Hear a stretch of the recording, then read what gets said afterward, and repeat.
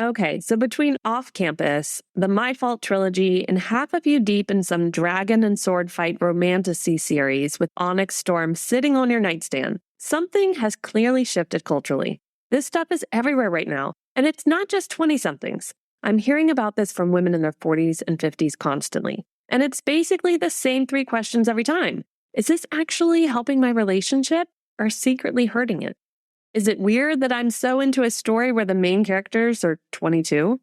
And the big one, what do I do if I finish an episode or a chapter and I just feel more unsatisfied in my relationship than before I started?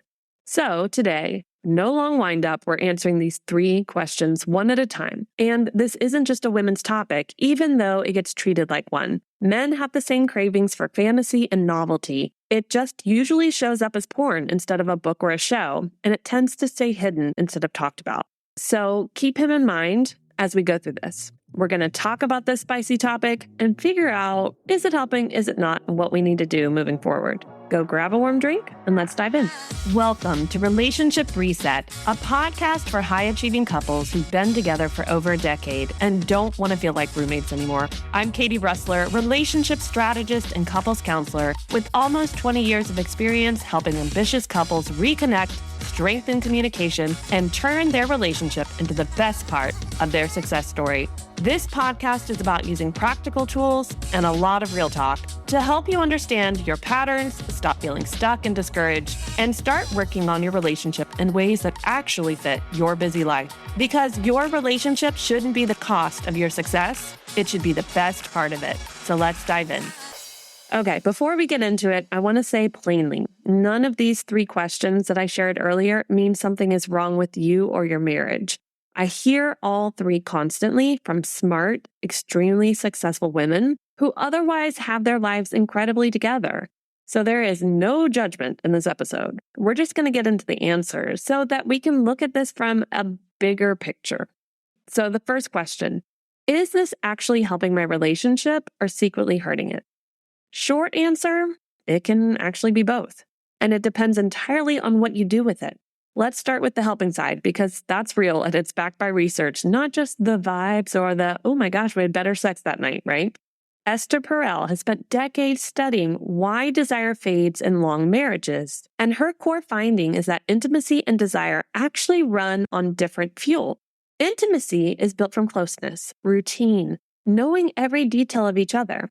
Whereas desire needs a little distance, a little mystery, something to reach for. That's just how desire works for basically everybody, okay? And for a lot of women specifically, desire isn't spontaneous the way it's often portrayed on screen. It's responsive. It doesn't show up out of nowhere at 8 p.m. on a Tuesday. In fact, we probably don't want to be touched then. It needs a spark first, a mood, an image, a story, before the body follows.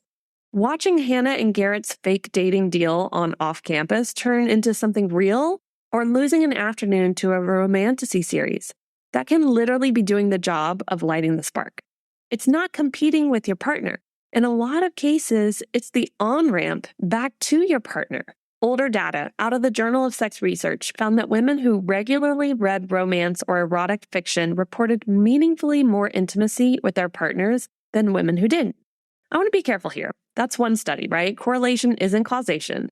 And I'm not going to pretend that one data point proves anything definitively, but it lines up with something clinicians have observed for years. More fantasy, more often, tends to track with more desire, not less. Newer research on romance readers found the same pattern: higher relationship satisfaction and more egalitarian expectations about partnership than non-readers. Not lower, higher. So for a lot of women, this content is genuinely doing what it's supposed to do. It's turning them on. It's waking something up that's been dormant for a while. But here's the part the research doesn't capture, and it's the part I hear about constantly. Women who tell me they're hooked. Not just enjoying it, but hooked. Up till 1 a.m. hooked. And in the same breath, almost embarrassed to say it out loud, they tell me they've caught themselves wishing their husband could be more like the guy on the screen. More attentive, more intense, better with words. Gosh, that wish is real, and I don't want you to shame yourself for having it. It doesn't mean you don't love your partner. It means some part of you is craving something specific, and fiction just gave that craving a face and a name. Here's where it actually matters what you do with that wish. There's a version of this that's useful and a version that's corrosive. And the difference comes down to whether you say the wish out loud and let it sit in silence. If it stays silent, it curdles into comparison. And Gottman's research is clear that comparison, even unspoken, is one of the fastest routes to a partner feeling measured against a standard they didn't agree to. The fix isn't stop watching, and it isn't stop wishing. The fix is turning the wish into a request. Instead of, why can't you be like that? It becomes, here's something I'd love more of from you. It's the same craving said as an invitation instead of held as like a verdict against them. Okay, question 2. Is it weird that I'm so into a story where the main characters are 22? Some of you are like, I could be their moms. You probably said that out loud to your friend. So let me answer it directly. No, it's not weird, and I want to explain why, because I don't think it's actually about age at all. The off-campus series, the My Fault trilogy, the Romantasy books, they're almost always young, right? That's not an accident, it's the genre. What you're actually craving when you're pulled into one of those stories usually isn't the youth. It's the emotional register that tends to come with a first obsession, first time being chosen, the stakes feeling enormous because nothing has been survived yet. That intensity is very hard to manufacture 20 years into a marriage. When you know exactly how the story ends because you've lived 20 years of it together. Esther Perel would call this the pull of otherness, of not fully knowing how something's going to go. A 22-year-old fictional couple gets to have every feeling for the first time on the page with nothing at stake for you personally. You're not attracted to being 22 or to a 22-year-old. I mean, maybe some of you are, but in general, no. You're attracted to feeling that alive again. Totally different thing. And there's zero shame in wanting it. And let's be honest, you're probably attracted to a person who doesn't have the baggage, the stress, the burnout that 20 plus years will add to them. The other piece worth naming is this is fiction. Nobody real is involved. Nothing about enjoying a young couple storyline says anything about who you're attracted to in real life. Where I'd actually pay attention is if the discomfort you're describing isn't really about the character's age at all, but about something these stories are surfacing. Which brings us to question 3. What do I do if I finish an episode or a chapter and just feel more unsatisfied in my relationship than before I started? Okay, this is the one I take most seriously because it's actually useful information, not a red flag about you. First, a quick caution before the next caution I'm going to give you. Not every fictional love interest is a healthy blueprint. Let's be real. Let's look at the My Fault trilogy. Nick, he's magnetic, he's intense, and a lot of what makes him compelling on screen is jealousy and control dressed up as passion. That works in a novel or on a movie because the plot is doing the containing for you. It's keeping it protected. In a real marriage, jealousy and control aren't a slow burn. They are a red flag. So before you assume your marriage is falling short, ask yourself what specifically you're craving. Is it attention or is it possessiveness? I think we know the answer. Those are two very different things, and only one of them belongs in your actual relationship. I talk to my clients about, that bad boy sort of type that you're attracted to is like a dumpster fire of baggage. Yeah, the passion seems exciting, but again, on the show or in the book, it's contained. It's not real life. They're not having to deal with the dumpster fire beyond the pages of the book. So is it attention you want or is it possessiveness? Once you've ruled that out, here's what unsatisfied is usually actually telling you. Vague dissatisfaction, the kind you can't quite name, is almost always a specific need wearing a disguise. Not enough verbal affection, not enough initiation, not enough being pursued. The content isn't creating the need out of nowhere. It's making an existing unmet need impossible to ignore anymore. That's useful information for what needs to be communicated. Your next move isn't to quietly file that feeling away. And it isn't to spiral into, maybe I settled. The move is to get specific. Name the exact thing you're missing in one sentence and bring it to your partner as a request, not a complaint. And yes, they may still hear it as a complaint because often our requests are seen that way, but it can still be named.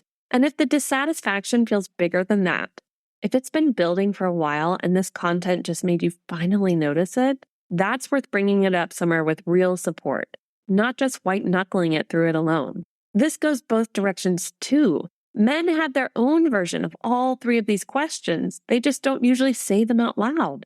It's the same fantasy, same craving for intensity, same risk if it replaces curiosity about the actual partner instead of feeding it. Both partners deserve the same grace here and the same honest check-in. Okay, so what do you actually do with all of this? Other than wake up your partner and be like, hey, I just finished this book, let's get it on. No. Well, you can, but here's the 3 tips I want to give you, okay? Tip number 1, and you get to try this tonight. If you or your partner is reading, watching, or scrolling something spicy, don't tease and don't go silent. Ask one real question. What do you love about the show that you're watching right now? What is it about the book that's got you hooked? And if it's you the one who's reading or watching, then say, hey, I'm actually really enjoying the series right now, and it's because of, and then share. You're picking up a bid for connection instead of letting it sit there unanswered.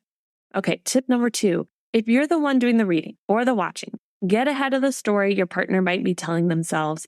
You don't need to over-explain or apologize for having a fantasy life, because they 9 times out of 10 have one too. But one honest sentence goes a long way. Something like, hey, I've been really into the series, but I just want to let you know it's got nothing to do with wanting something different from you. I actually think about you more when I'm into it, not less. Do you see how attractive that actually could be? And if you caught yourself wishing your partner would be more like what's on the page or screen, don't sit with that either. Pick one specific doable version of it and ask for it directly. Not, you never do these things, you're never like that, but I'd love if you texted me something like this sometime. Or can you plan our next date night? I love it when you take the lead. Okay, tip number 3, and this is the one that actually moves the needle in the long term, which is important for us. We've been together for decades, right? Bring it in the room together. Watch an episode side by side instead of separately. I hear you. Oh, he doesn't like stuff like this. I guarantee you, if you start to associate some good lovemaking afterwards, he might actually enjoy that. See, part of the issue is just because they're not into that movie or into that book genre doesn't mean they have to start immediately loving it, but they can see that the benefits of sharing it with you become something that they get to enjoy too. And if you want to borrow the trope instead of just consuming it, steal off campus's premise for a night. Do a low stakes version of the fake dating deal, right? Pick each other up at the door like it's a first date. Order for each other. Flirt like you're trying to impress a stranger. It sounds almost too simple, but Esther Perel's whole body of work points to this. Eroticism grows when it's shared and a little bit playful, not hidden. You don't need to recreate the plot of a hockey romance or a dragon book. You need the ritual of turning toward each other with it, instead of turning away with it separately, alone, on your side of the bed. So here's what I want to leave you with today. Whatever's on your nightstand or whatever's on your watch list right now, it's not automatically a red flag. In a lot of marriages, it's actually a quiet signal that desire is still alive in there somewhere, looking for an on-ramp back to each other. The question was never really, is this helping or hurting your relationship? The real question is whether you two are still curious about each other's inner worlds, or whether you've let that stay private out of habit. Okay, if this episode brought up something you've been sitting on quietly, that's exactly the kind of thing to bring to a relationship game plan call. It's free and it's 45 minutes, and we'll map out exactly where to start. And yes, we address intimacy too. So you can schedule your time in the link in the show notes. Okay, go enjoy your book, watch your series, and I'll see you next week. Before you go, I want to leave you with this. The effort you put into your relationship is one of the most important investments you'll ever make. How you communicate and grow together shapes your home, your leadership, and the example you set for the people around you. Relationship work is truly legacy work, and it quietly impacts more lives than we often realize. If this episode resonated, consider sharing it with someone you care about, a partner, a friend, or another couple who's building a full life and want their relationship to be the best part of it too. And if you're enjoying these conversations, make sure to follow or subscribe to Relationship Reset. Leaving a rating or review also helps this message reach more couples who are ready to grow with intention. I'll see you next week.